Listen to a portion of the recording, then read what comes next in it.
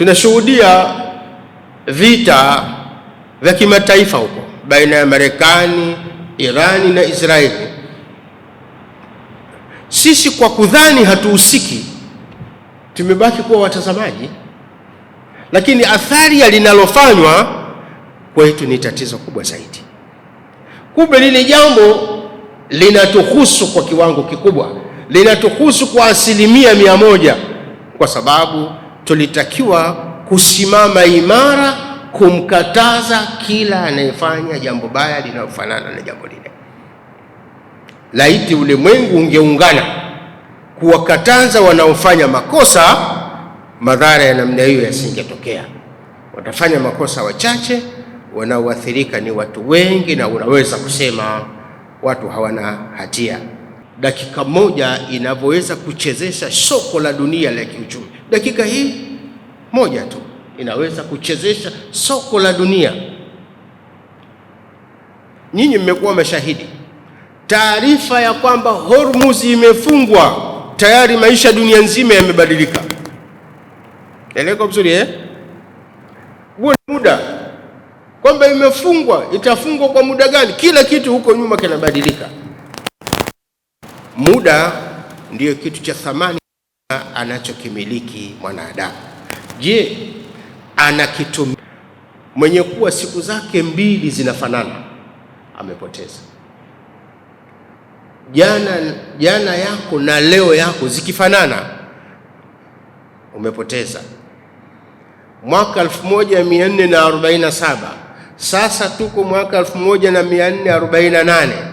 Hali uliyokuwa nao mwaka uliopita ndiyo hii ulionayo mwaka huu, wewe umepoteza, kwa sababu umri wako unapungua, umri wako unakwisha, na huna unachoongeza.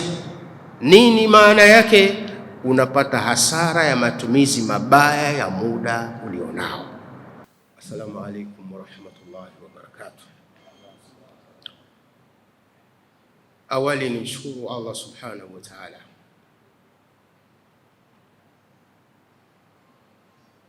aliyeweka kanuni na taratibu katika maisha, akawaahidi wote watakaoheshimu na kuzingatia kanuni hizo wataepukana na mashaka, wataepukana na hofu, wataepukana na huzuni ya kimaisha. Na hii ilikuwa ni ahadi ya Mwenyezi Mungu Subhanahu wa Ta'ala kutoka mtu wa kwanza na mwanadamu wa kwanza walipoanza kuutumia ulimwengu tunaotumia leo.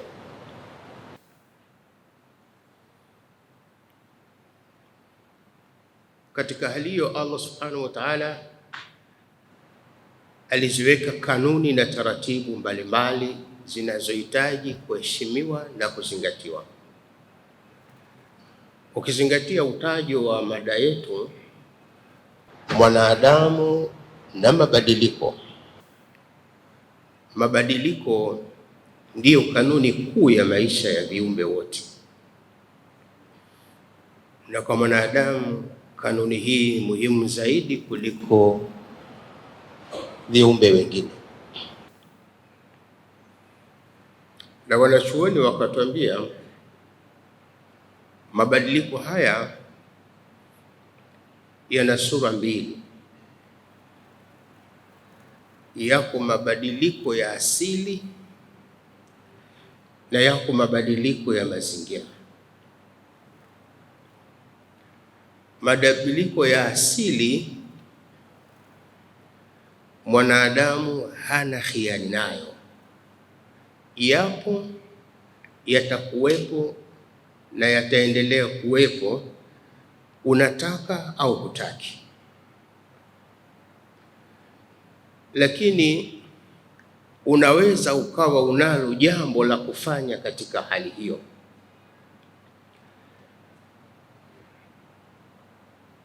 Allah Subhanahu wa Ta'ala katika surati Al-Mu'minun, kiangalia kutoka aya ya 12 mpaka aya ya 16, Allah Subhanahu wa Ta'ala anasema walaqad khalaqna al-insana min sulalati min tin, hakika tumemuumba mwanadamu kutoka katika asili ya udongo. Thumma ja'alnahu nutfatan fi qararin makin, kisha hatua ya pili tulimjalia mwanadamu au tulimfanya kupatikana mwanadamu ni kutokana na tone na manii lililowekwa katika makazi madhubuti. Fakhalaqna nutfatan al-alaqa au fakhalaqna al-nutfata alaqatan, tukaumba kutoka katika tone hilo la manii likawa pande la damu. Fakhalaqna al-alaqata mudghah, tukaumba kutoka kwenye pande hilo la damu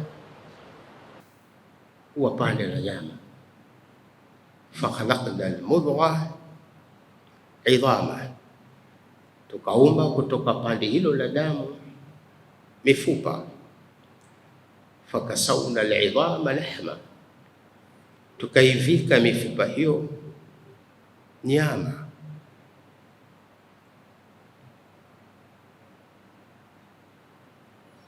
Haya ni mabadiliko kutoka hatua moja kwenda hatua nyingine. Hakuna jitihada ya mwanadamu inayopita katika sura hiyo. Ni mabadiliko ya asili, nidhamu yake inasimamiwa na Mwenyezi Mungu Subhanahu wa Ta'ala. Ametuumba kutoka kwenye asili ya udongo kwa maamuzi yake. Baada ya maamuzi yale ya kuwaumba kwa udongo, kama wanavyosema wanachuoni wengine, alimuumba Adam kwa kutumia matirio ya udongo, akamuumba Hawa kwa kutumia kiini hai, akawaumba wanadamu wengine kupitia tone la manii. Huu ni utaratibu, ni mabadiliko yanayotokea hatua kwa hatua. Lakini haya pia yanasemwa na Mtume Muhammad sallallahu alaihi wasallam, inna ahadakum yujma'u khalquhu fi batni ummi 40 yawman nutfa, hakika mmoja wenu hukusanywa katika tumbo la mama yake siku 40 likiwa tone la manii. Thumma yakunu alaqatan mithla dhalik, kisha tone hilo la manii hugeuka likawa pande la damu kwa siku 40 nyingine. Kisha pande hilo la damu hugeuka likawa pande la nyama kwa siku 40 nyingine. Hadithi ya Mtume Muhammad inaonyesha baada ya siku 40 ya tatu hutuma malaika kwa ajili ya kulipulizia roho pande hilo la nyama, ambalo kwa mujibu wa aya tumeona tulitoka kwenye udongo, tukaja kwenye manii, tukaja kwenye damu, tukaja kwenye nyama, tukaja kwenye mifupa. Thumma insha'nahu khalqan akhar, kisha tukatengeneza umbile jingine kwa namna ambavyo Allah subhanahu wa ta'ala ametaka kuumbe. Na kwa sababu ni jaala, haiziwi mwanadamu mweupe kutoa mwanadamu mweusi, mwanadamu mweusi kumtoa mwanadamu mweupe, kwa sababu si mipango yake mwanadamu huyo, ni maamuzi ya Mwenyezi Mungu Subhanahu wa Ta'ala.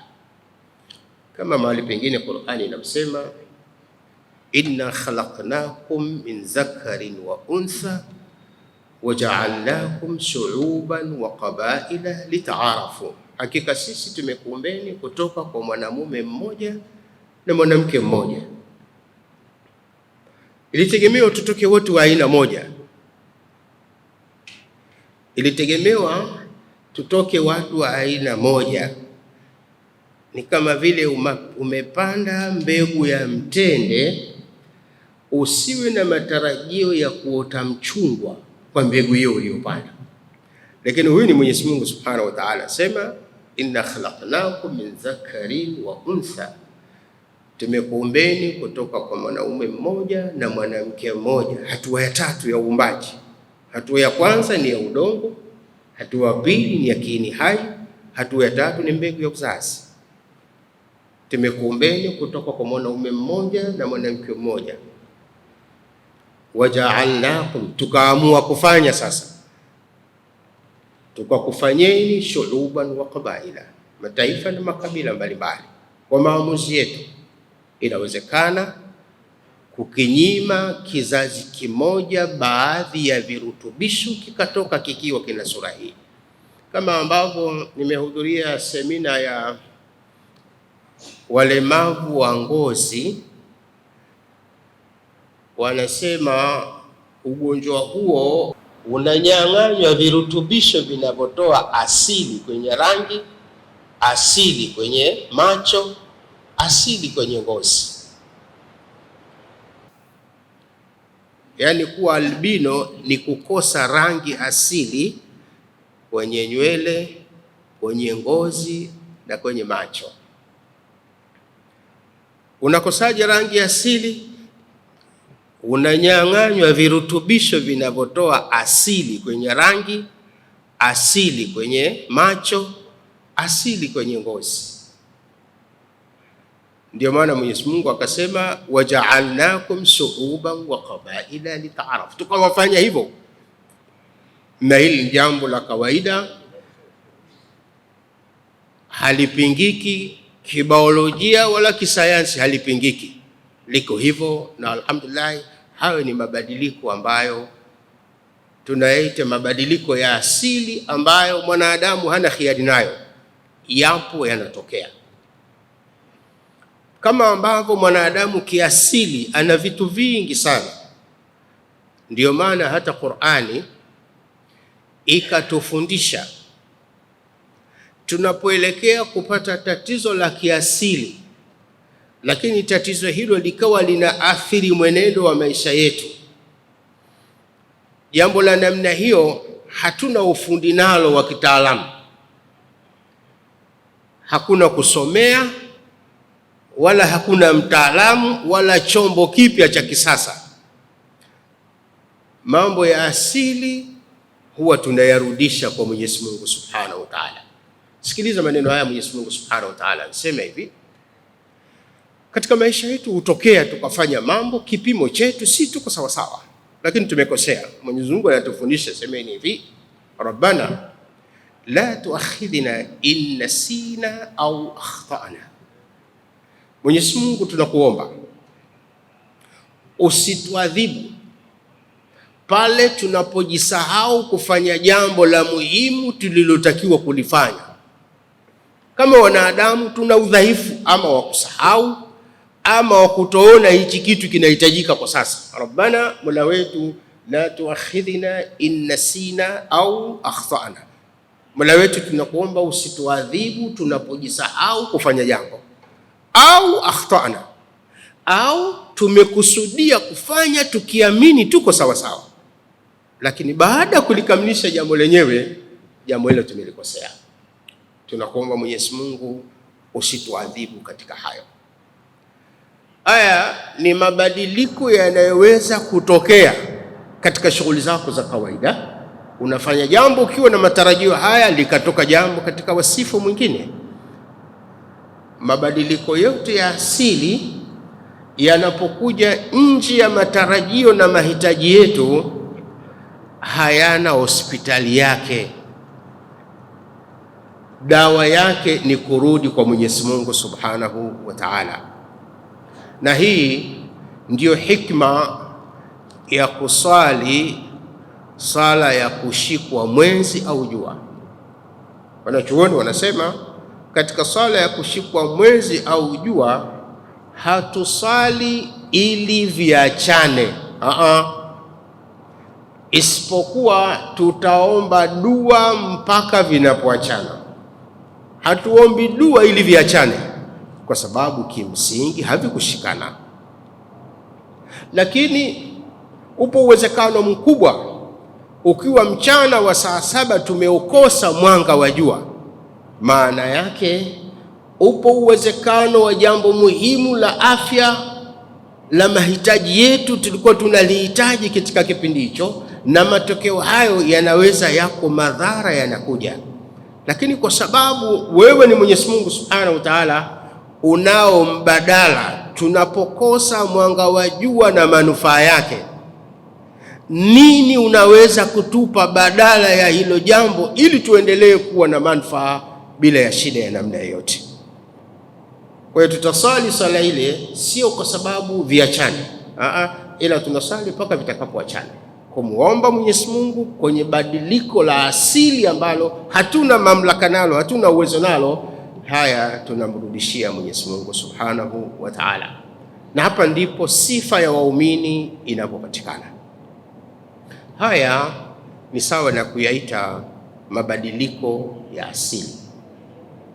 Mabadiliko ya asili hayana khiari, yapo.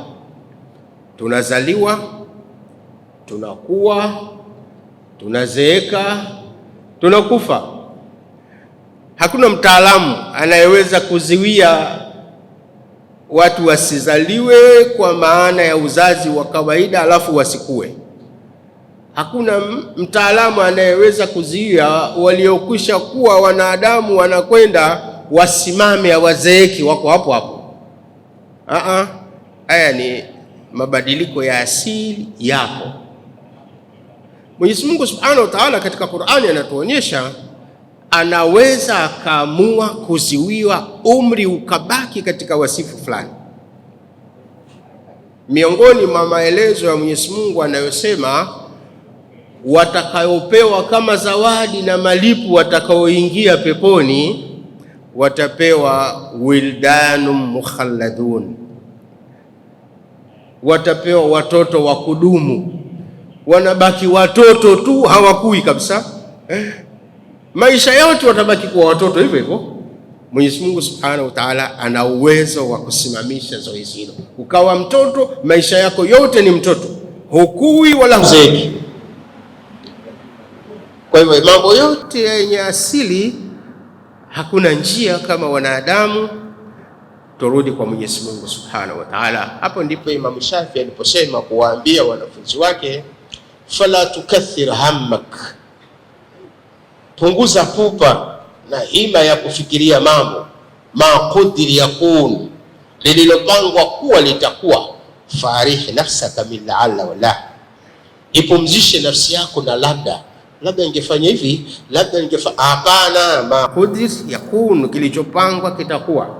Isipokuwa kadari ya Mwenyezi Mungu unapohisi kwako ni nzito, rejea kwa Mwenyezi Mungu Subhanahu wa Ta'ala. Yeye anayo nafasi ya kubadilisha mpango wake yeye mwenyewe, lakini hatuna mtaalamu anayeweza kubadilisha mipango ya Mwenyezi Mungu Subhanahu wa Ta'ala.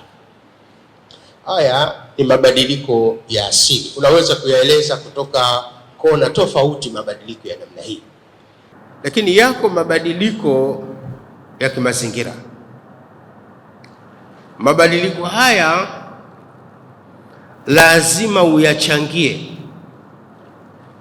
Allah Subhanahu wa Ta'ala katika surati Ar-Ra'd, ukiangalia sura ya 13 aya 11, Allah Subhanahu wa Ta'ala anasema lahu muaqibatun min bayni yadayhi wa min khalfihi yahfazunahu min amrillah, kila mwanadamu ana wanaochunga na kuhifadhi kila anaolifanya, mbele na nyuma yake wanafanya kazi hiyo kwa amri ya Mwenyezi Mungu.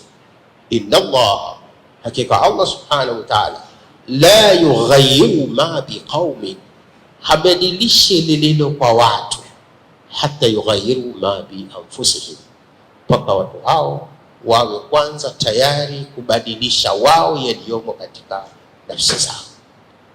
Tunatuambia haya ni mabadiliko ya kimazingira, yanahitaji mchango wako, yanahitaji jitihada zako, pamoja na kumuomba Mwenyezi Mungu Subhanahu wa Ta'ala, lakini yanahitaji mchango wako. Mfano, ni nani ambaye kwa kuomba dua sana kama sio tashi la muujiza kwa kuomba dua sana, leo bwege, kesho asubuhi akaamka akawa profesa. Inawezekana? Haiwezekani. Ukitaka kuwa na elimu unahitaji mchango, ushiriki katika kutafuta elimu hiyo.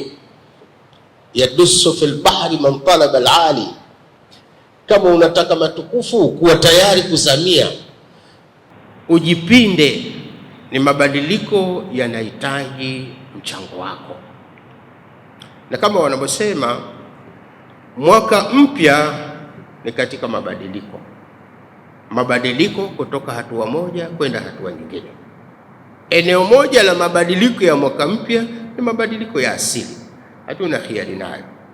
Allah subhanahu wa ta'ala anasema inna iddata shuhuri inda Allah 12 shahran fi kitabillah yawma khalaqa as-samawati wal ard. Hakika idadi ya miezi mbele ya Mwenyezi Mungu ni miezi 12. Hili halikuanzwa katika ugunduzi wa kisayansi, hapana, hili ni toka mbingu na ardhi ilivyoumbwa. Asili yake iko hivyo. Mabadiliko ya mwaka yatafanywa kwa kutimia miezi 12. Huu ni mpango wa Mwenyezi Mungu Subhanahu wa Ta'ala wa asili. Lakini katika mabadiliko haya yako mambo ya kimazingira yamo katika mabadiliko haya, kama anavyosema Mtume Muhammad sallallahu alaihi wasallam, man sawa yaumahu fahuwa maghbun. Mwenye kuwa siku zake mbili zinafanana amepoteza. Jana yako na leo yako zikifanana umepoteza. Mwaka 1447 sasa tuko mwaka 1448. Hali uliyokuwa nao mwaka uliopita ndiyo hii ulionayo mwaka huu, wewe umepoteza, kwa sababu umri wako unapungua, umri wako unakwisha na huna unachoongeza. Nini maana yake? Unapata hasara ya matumizi mabaya ya muda ulionao. Una matumizi mabaya ya muda ulionao. Kwa hivyo si fahari kushangilia kuingia mwaka mpya, sio fahari kushangilia kuingia mwaka mpya, bali ni tafakari muhimu unapoingia mwaka mpya. Kuingia mwaka mpya kuna kulazimu wewe kujitathmini kipindi kilichopita ulifanya nini, kwa sababu mwaka mpya kwako ni kengele ya ishara umri wako umepungua kwa mwaka. Na kwa bahati nzuri sana utakuwa una hakika kwamba umri wangu umepungua kwa mwaka, isipokuwa huna hakika umri wangu umebaki kwa siku ngapi. Ukishasikia mwaka mpya unapata hakika kwamba sasa umri wangu umepungua kwa mwaka mzima. Kutoka mwaka 1447 nimeingia mwaka 1448, nimepunguza mwaka mzima katika umri wangu. Hii ni hakika. Tatizo litakuwa moja, huna hakika siku zilizobaki mbele ni za kiasi gani. Ni mwaka mwingine tena unao, ni siku moja unao, hiyo hatuna hakika. Kwa hiyo sio fahari kushangilia kwamba mwaka mpya umeingia, isipokuwa ni wajibu wa kutafakari kwamba mwaka umepita niliutumia kwa usahihi kwa kiasi gani, kwa sababu wanachuoni wanasema kitu cha thamani anachomiliki mwanadamu kikubwa zaidi kuliko vyote ni muda na nafasi ya maisha aliyokuwa nayo. Hicho ndio kitu cha thamani zaidi anachokimiliki mwanadamu, kwa sababu kwa muda huo ndiye anaweza kufanya jambo lolote. Watu wa uchumi wanajua dakika moja inavyoweza kuchezesha soko la dunia la kiuchumi. Dakika hii moja tu inaweza kuchezesha soko la dunia. Nyinyi mmekuwa mashahidi. Taarifa ya kwamba Hormuz imefungwa, tayari maisha dunia nzima yamebadilika. Yanaiko vizuri huo ni muda. Kwamba imefungwa, itafungwa kwa muda gani? Kila kitu huko nyuma kinabadilika. Muda ndiyo kitu cha thamani sana anachokimiliki mwanadamu. Je, anakitumia kwa namna inayofaa? Anakitumia kwa namna nzuri? Hili ndilo jambo la kujiuliza, na kwa kuzingatia kwamba mwanadamu na mabadiliko ni jambo hana namna ya kuliepuka. Kwanza yako mabadiliko ya asili, hana namna ya kuepuka. Hivi mimi unavyoniona, nilikuwa na ndevu nyeusi kama zako, alhamdulillah, naona zinakuwa nyeupe tu, haziumi. Naona zinakuwa nyeupe tu, haziumi, lakini naona zinakuwa nyeupe tu. Hakuna chakula kwamba sasa naziziwia, na hata ukiziwia hubadilishi badiliko lililopo linalofanya ndevu zako kuwa nyeupe. Eleweka vizuri? Kuna watu wanafanya mbwembwe, kuna watu wanatia hina, wanatia piko, wanatia kanta, wanatia. Hubadilishi lile badiliko lilo lipo tu. Sawa sawa? Waswahili wanasema wanja wa manga sio dawa ya chongo. Umenielewa vizuri? Sio dawa ya chongo. Kwa hivyo utakuwa unafanya tu, lakini huna unachobadilisha. Na kwa sababu ni muhimu kuyaona mabadiliko, wanachuoni wanasema huwa ni chekesho sana kumuona mtu anatia rangi nywele zake au ndevu zake, kwa sababu anajificha ukweli anaotakiwa kuujua ili awe makini kwa kila kinachoendelea. Kwa sababu ishara ya ndevu kuwa nyeupe ni kwamba ndevu hizo zimechoka. Kama vile wanavyosema wataalamu, mkulima anapolima shamba lake akapanda, siku moja akaona mahindi yake yamekauka, yeye anafurahi, mahindi yangu yamekomaa. Kumbe hindi lenyewe limeshindwa kumudu mahitaji ya maisha, linapata jua kali, limepeleka mizizi chini kutafuta maji mpaka limechoka, limeshindwa na kazi hiyo, linakauka. Lakini mwenye shamba anasema alhamdulillah, mahindi yangu yamekauka, lakini hindi lenyewe limekufa wakati ule. Hilo hindi limekufa, na sababu za kufa limeshindwa kuhimili mabadiliko.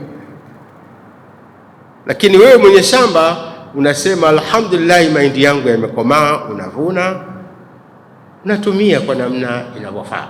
Kwa hivyo mwanadamu na mabadiliko sio jambo la khiari, na kukumbusheni, kwa sababu yako mabadiliko hatuna khiari nayo. Kila mmoja wetu awe tayari kurejea kwa Mwenyezi Mungu Subhanahu wa Ta'ala, kumuomba Mwenyezi Mungu Subhanahu wa Ta'ala katika kila badiliko linalotokea katika maisha yake, ambayo hana khiari nalo jambo hilo. Na ikiwa linatokea nje ya matarajio yako, huna jambo la kufanya isipokuwa ni kurejea kwa Mwenyezi Mungu Subhanahu wa Ta'ala. Na eneo la pili, badiliko la mazingira linategemea sana ushiriki na mchango wako. Ukifanya hivyo utakuwa umetimiza wajibu wako na nafasi yako mbele ya Mwenyezi Mungu Subhanahu wa Ta'ala. Usipofanya hivyo utakuwa umeikosea nafsi yako. Utakuwa umeikosea nafsi yako katika kukabiliana na matumizi ya muda na mabadiliko yanavyoendelea. Na hii itusaidie kupima kwenye mambo mengi sana. Qur'ani inatupa mifano mingi sana ya mabadiliko haya ya mazingira. Allah Subhanahu wa Ta'ala mahali fulani anasema hivi: dhahara al-fasadu fil barri wal bahri bima kasabat aidi nas. Ubaya umeenea na umezagaa bara na baharini, sio kwa sababu Mungu kakasirika, hapana, bima kasabati aidi nas. Haya ni matendo yanayofanywa na wanadamu wenyewe. Na leo kwa msuri, inawezekana tunapiga kelele ya mabadiliko ya tabia nchi, ni mabadiliko, lakini Mungu anasema yako mabadiliko yanayochangiwa na mikono ya wanadamu, jambo wanalolifanya. Sawa sawa. Mahali pengine Mwenyezi Mungu Subhanahu wa Ta'ala anasema, akionyesha na kutahadharisha, wattaqu fitna, ogopeni mtihani wa Mwenyezi Mungu. La yusibanna alladhina zalamu minkum khasa, tatizo lake halitawakuta wanaofanya makosa peke yao. Kwa hivyo mabadiliko ya mitihani ya kidunia inaweza kuwa inachangiwa na kuchoka kwa baadhi ya watu, kupuuza kwa baadhi ya watu, kuzembea kwa baadhi ya watu. Naeleweka vizuri? Baadhi ya watu wakizembea au wakichoka au wakiona hawahusiki, hii ni sawa na ukisoma Riyadhus Salihin, kuna hadithi moja inaitwa hadithu safina. Hadithu safina ni ndefu sana, lakini mafuhumu yake ni kwamba kuna watu wanasafiri katika bahari, chombo chao teknolojia yake ni duni. Baadhi ya mahitaji ya maji huchota kwenye bahari hiyo hiyo wanayosafiria. Chombo chao kina tabaka la chini na juu. Watu wa chini wanapohitaji maji huwaomba watu wa juu wawachotee kupitia kingo cha chombo chao ili wapate maji. Ikifikia hatua watu wa juu wamechoka kutoa huduma hiyo, au watu wa chini wamechoka kuomba huduma hiyo, wakaamua sisi tuko chini kwenye tabaka la maji, kwa nini tusitoboe hichi chombo huku chini tupate maji kwa urahisi? Mtume anasema hawa watu wa juu wakiwaacha watu wa chini watoboe, kinachotegemewa ni chombo chao kuzama, na kikizama hawatazama waliotoboa peke yake. Hata hawa ambao hawakuwakataza na wao pia wataingia katikati ya mtihani huo. Hadithi hii inatufundisha wajibu wa kuamrisha mema na kukataza mabaya. Kama watu hawawakatazi watu mabaya wanaoyafanya, madhara ya ubaya huo unaofanywa hautawahusu wale wanaofanya ubaya peke yake, utawahusu watu wote, kama tunavyoguswa leo na tatizo la mabadiliko ya tabia nchi. Mabadiliko ya tabia nchi ni tokana na kazi zinazofanywa na wanadamu, zinazalisha mabadiliko ya tabia nchi ambayo athari yake inatukuta wote na inawakumba zaidi hasa wale ambao hawakufanya tatizo hilo kwa kiwango kikubwa. Kitaalamu wanaonyesha mabadiliko ya tabia nchi yanachangiwa sana na nchi zenye viwanda vikubwa, kwa sababu ndio vinaozalisha kaboni inayoathiri ozone layer iliyoko juu, ambayo inafanya hali ya tabaka la hewa kubadilika, jambo ambalo mtu aliyepo kijijini Tanzania inawezekana hajawahi kufanya jambo hilo hata siku moja, lakini mvua ikikosekana, je, wa kwanza kuathirika? Maji yakiwa mengi zaidi, je, wa kwanza kuathirika? Ni mara ngapi Tanzania tumeathirika kwa El Nino, mvua za kupita kiasi? Sawa sawa. Kuna watu wako vilimani na magorofani, sawa sawa, lakini kuna watu wako mabondeni na vijijini. Wao wanaathirika zaidi, ingawa hawahusiki katika uharibifu.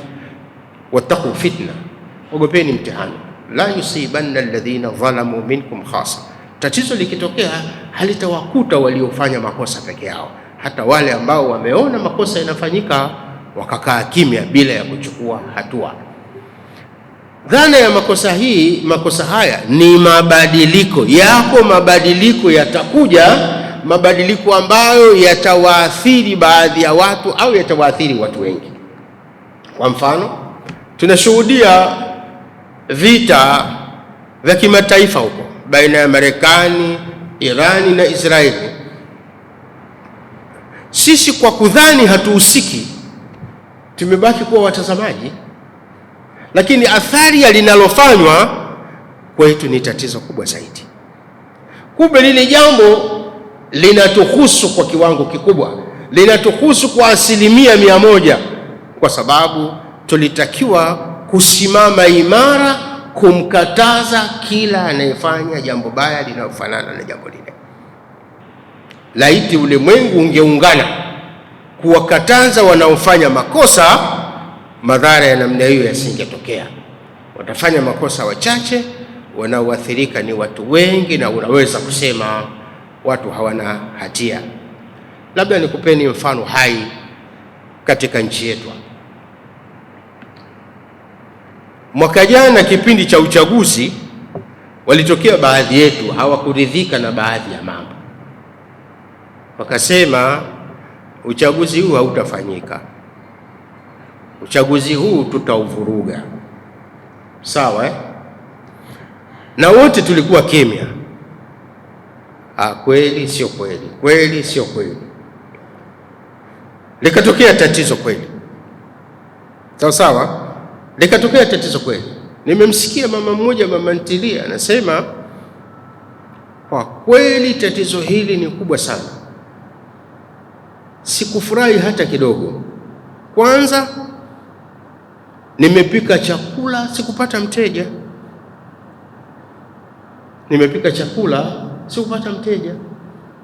na sikuweza kumaliza kile chakula, lakini nashukuru kilikuwa chakula. Nilichofanya ni kula na kutafuta mbinu ya ziada ya kukihifadhi ili niendelee kukila hicho chakula, pamoja na kuwa hakina wateja, nikijua mtaji wangu ndio naumaliza.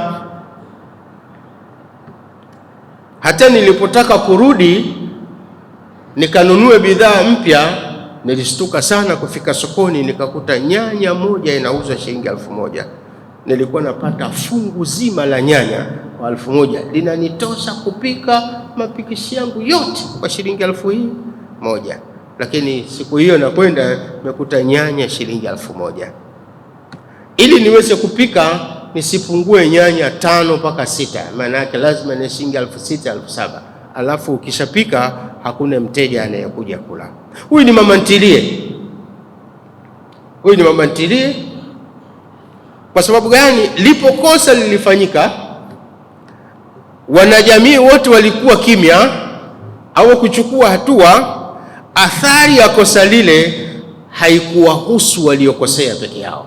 Wattaqu fitna, ogopeni mtihani unapokuja. La yusibanna alladhina dhalamu minkum khasa. Eneo la pili, kama mnakumbuka mwaka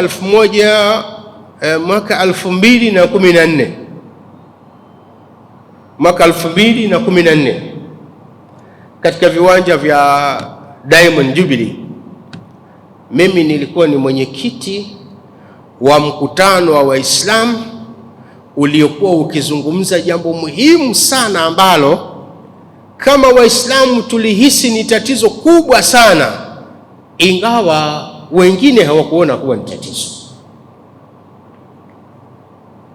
Tuliasisi mkutano na tukazindua mihadhara rasmi iliyotembea nchi nzima ikizungumzia tatizo la mfumo Kristo. Umeelewa vizuri? Unaweza usilione jambo hilo, lakini mpaka hivi tunavyozungumza imeonekana pia mambo ya imani ya kidini yametoa mchango mkubwa sana katika vurugu za tarehe 29. Naeleweka vizuri? Wakati sisi tunalizungumza wakati huo, wako baadhi yenu hapa walisema hawa kuna kundesha, hawa ni matatizo, hawa kuna makundesha, si wanataka nini hawa? Naeleweka vizuri Lakini hili jambo lipo sawa, usilifiche kwa kulikataa, liangalie katika ukweli na uhalisia wake. Wattaqu fitna, ogopa mtihani. Tatizo likitokea halitawahusu waliokosea peke yake, litawahusu wanajamii wote kwa jumla. Naeleweka vizuri Kabla ya hapo, mwaka 2005 katika viwanja vya Mnazi Mmoja nilisimama mimi kuzindua vitabu viwili. Kitabu kimoja kinawasema mwongozo wa Waislamu katika siasa, Kitabu cha pili kilikuwa kinaeleza elimu ya uraia. Kwa nini tulifanya vile? Katika kipindi hicho tulikuwa tunaelekea katika uchaguzi. Zipo taasisi za dini zilitoa ilani ya kisiasa, ikawa ni tatizo kidogo. Tukasema kwa sababu ni cha chombo cha dini kinatoa ilani ya kisiasa kuwaeleza waumini na waamini wao, ngoja tufanye counter. Tukatengeneza muongozo wa siasa kwa Waislamu, tukatoa vitabu, tukazindua Mnazi Mmoja. Jambo hilo likaipa fursa serikali, likawaita viongozi wa dini, jamani, unajua mkifanya hivyo itakuwa shida kidogo, hebu kaeni chini, haya mambo yakae sawa sawa. La kusikitisha lilikuwa moja tu, wakati wa kuwaita viongozi wa dini wakaitwa ambao sio waliofanya kazi hiyo. Hilo tu ndio jambo la kusikitisha, lakini alhamdulillah jambo hilo lilitokea, lilisaidia kuharmonize hali, naeleweka vizuri. Amani na utulivu wetu vikaendelea kudumu mpaka hapa tulipo leo. La kuzingatia katika mabadiliko ya mwaka, kama nilivyosema, mabadiliko ya mwaka yanatoa ishara ya kwamba umepungua umri wako kwa mwaka mmoja sasa hivi, na wewe ulitakiwa kujitathmini nini ulichokifanya. Lakini jipime katika kipindi kilichopita, ulifanya jambo gani la faida kwako katika maisha yako, kwa sababu mtaji ulionao ni huo uhai ulionao. Una kitu gani cha muhimu? Na mwaka mwingine huu unakuja, Mwenyezi Mungu Subhanahu wa Ta'ala ameendelea kukupa neema ya uhai. Neema ya uhai hii unaifurahia na unaitumia kwa kufanya nini? Unatimiza malengo ya kuwepo kwako? Na niliwahi kuambia, kijiografia sisi ni Watanzania, kijamii sisi ni Waislamu. Mahali popote wanapoishi wana jamii tofauti, upo mvutano na mapambano baina yao hata kama hawakupanga. Waislamu wangependa sana Watanzania wote wawe Waislamu, wasiokuwa Waislamu wangelipenda Watanzania wote wasiwe Waislamu. Hatuna ugomvi, lakini kila mmoja anatakiwa kuhamasisha watu waje kwake kwa amani na utulivu, kwa kumhubiria kama Qur'ani inavyosema, ud'u ila sabili rabbika bil hikma, waite watu katika njia ya Mola wako kwa hekima. Kama uwezi, acha kazi hiyo, haikufai. Ud'u ila sabili rabbika bil hikma, waite watu katika njia ya Mola wako, waite kwa hekima, kwa sababu mnaishi na wasiokuwa Waislamu kama nyie. Kama unawataka watu waje katika Uislamu, waite, lakini waite vizuri. Mahali pengine Qur'ani imetukataza kutukana miungu ya wasiokuwa Waislamu, wasije wao wakamtukana Mungu kwa makosa kwa sababu tu wewe umetukana miungu yao. Waite kwa hekima. Haya ni mapambano. Allah Subhanahu wa Ta'ala anatufundisha approach ya namna ya kuendea jambo hilo. Mabadiliko haya yanatokea, na mara nyingi au kama sio zote, Waislamu wamekuwa washindi mahali pengi sana, lakini bahati mbaya wameshindwa kujua tu nguvu na ushindi wao kwa wapi. Nitakupa mfano hai. Ukifika mwezi wa Ramadhani, jamii yote hubadilika. Changudoa usimamisha kazi, wenye mabaa huwa wanapaka rangi. Ukiwauliza wanakuambia mwezi wa toba. Waulize tu watakwambia mwezi wa toba. Lakini hata wavuta unga huwa wanasimama, anasema mwezi mgumu rafiki yangu, rosto mpaka jioni. Naeleweka vizuri, sababu mwezi wa toba. Kwa hiyo kila jambo lisilofaa huwa linaachwa. Hiyo ni nguvu ya Uislamu, lakini bahati mbaya hatujajua kuwa hiyo ni nguvu. Tungeijua kuwa ni nguvu, tungeendelea kuitumia hata baada ya Ramadhani. Naeleweka vizuri, tungeendelea kuitumia hata baada ya Ramadhani, kwa sababu kipindi hicho huwa kinaleta mabadiliko. Mada yetu ilikuwa ni mwanadamu na mabadiliko. Mabadiliko ya kimazingira ni mabadiliko muhimu sana ambayo yanahitaji ushiriki wa kila mmoja wetu, na kuomba tengeneza mifano ya kutosha inayohusiana na mabadiliko ya kimazingira ambayo wewe ulitakiwa kushiriki, hujashiriki namna inavyofaa. Msimamizi ananiambia tumeshafika dakika 44, dakika 45 ilikuwa tusimame ili tupate fursa ya kukusikieni. Mmeuliza nini? Mmeelewa nini? Mnarekebisha wapi? Kwa sababu tunazungumzia mwanadamu na mabadiliko. Mwanadamu si mimi tu na Sheikh Abdallah, nyinyi pia ni wanadamu, lakini dhana tuliyoitumia ni dhana ya Uislamu ya mwanadamu na mabadiliko. Aqulu qawli hadha wa astaghfirullah li wa lakum wa lisa'il muslimin. Wassalamu alaykum wa rahmatullahi wa barakatuh. Wa alaykum assalam wa rahmatullahi wa barakatuh.